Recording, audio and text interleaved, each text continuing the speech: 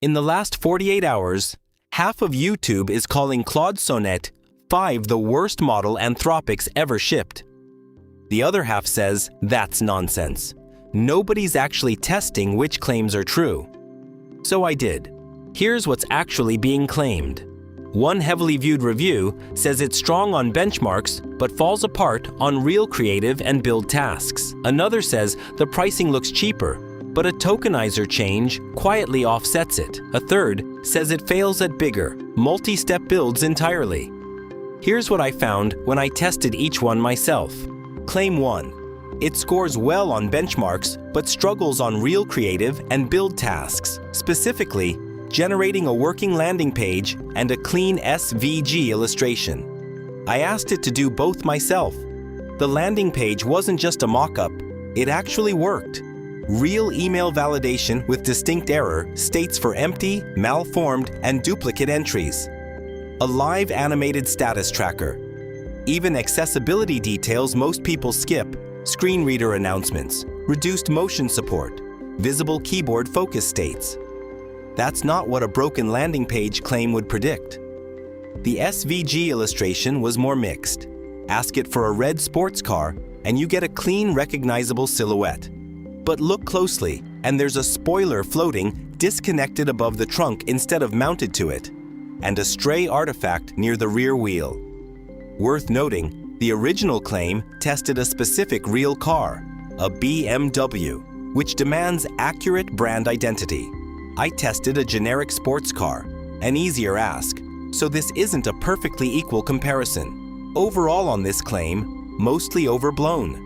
The functional build was genuinely strong. The illustration work has real visible flaws, but nothing close to the underwhelming verdict the original claim made.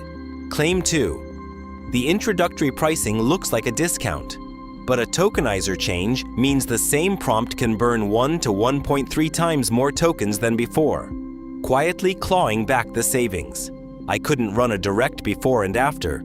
That needs the exact same prompt on the old model, which isn't something I can do here. But I could measure real, absolute cost on real tasks. Using the standard word count to token estimate, the tic-tac-toe build worked out to about 660 tokens. But that formula is calibrated for plain English.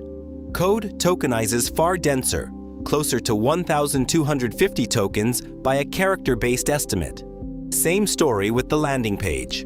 1,660 tokens by word count, close to 4,700 by character count, nearly a 3 times gap. So there's something real here. Code genuinely eats more tokens than prose-based estimates suggest. But translate that into actual dollars, and the tic-tac-toe game cost about 1 cent and a third. The full landing page cost under 5 cents. Even at the pessimistic estimate, we're talking fractions of a cent difference for a typical task.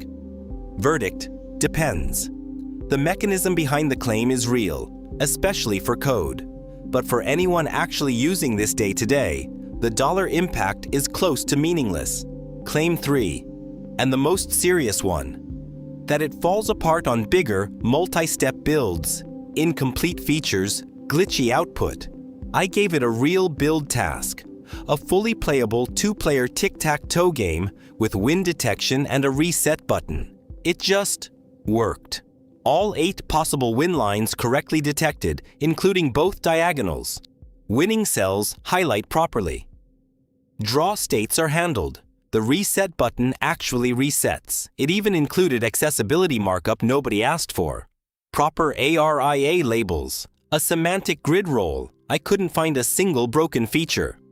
For a can't build real apps claim, this is about as clean a counterexample as you'll get. So here's the honest synthesis. 2 of the 3 claims, that it's worse on real tasks and that it can't handle real builds, turned out to be mostly overblown. The landing page was genuinely functional. The tic-tac-toe game had 0 broken features. The one place there's real substance is the pricing and tokenizer claim. Code does tokenize less efficiently than the headline numbers suggest. But even there, the actual dollar impact on a normal task is close to negligible.